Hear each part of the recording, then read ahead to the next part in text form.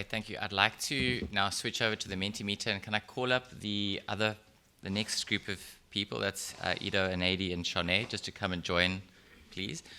So now we'd like to test your comprehension.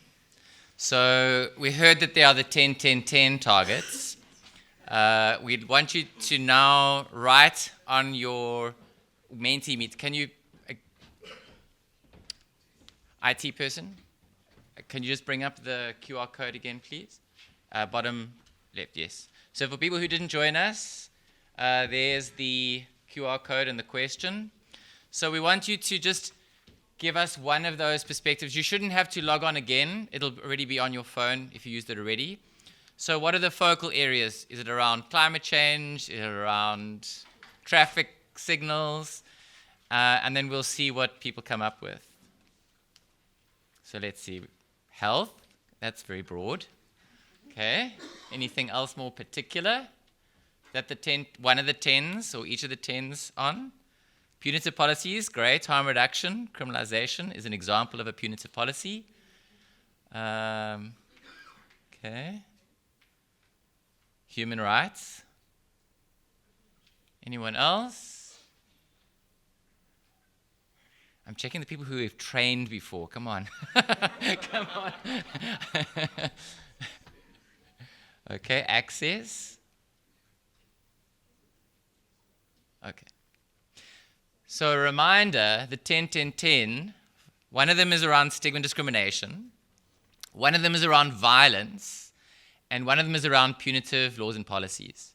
These are really important things for us to know and internalize so we can ensure they're in our strategic plans and at your local level plans, etc., so that they cascade down.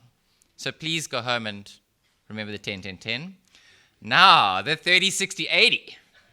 What does the 80 stand for? You should be able to choose one. Is it the proportion of programs to support the achievement of societal enablers to be delivered by community-led organizations?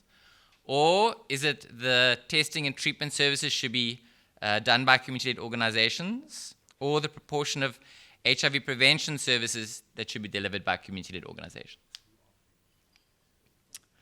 Okay. We have to do more training.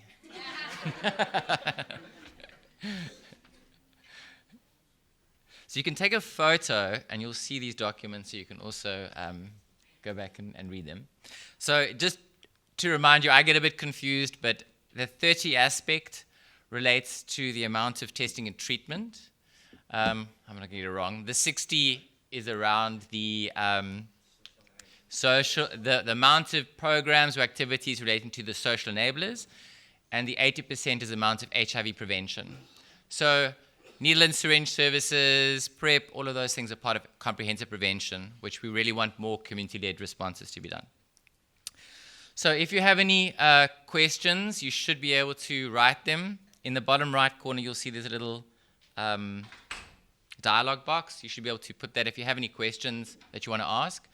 Can I ask you just to take a few seconds and reflect when you hear community translation of policy, when you hear the global AIDS targets, when you hear Indonesia, Nigeria, South Africa, people use drugs, what are these core things that you would like to learn more about? And just jot those down so that when we come to the panel, if they're not covered, you can ask those questions. So just give you a second to think of a question that you would like to ask. These are actually images from the Train the Trainer that was done at this hotel a couple of months ago. Okay. And then before we start with our people who I'm going to introduce, can you just let us know from your perspective, either your country or your district or even your region, what is the most important drug policy issue for you that you want addressed? And then you can put, this is a QR Mentimeter activity. So you can put in your one on. So decrim is coming up as one. It's not a requirement for you to make that as your policy priority. Maybe there's something else.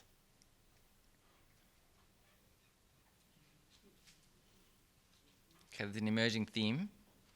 There aren't bots. Okay, so human rights violations are also an important thing for some people.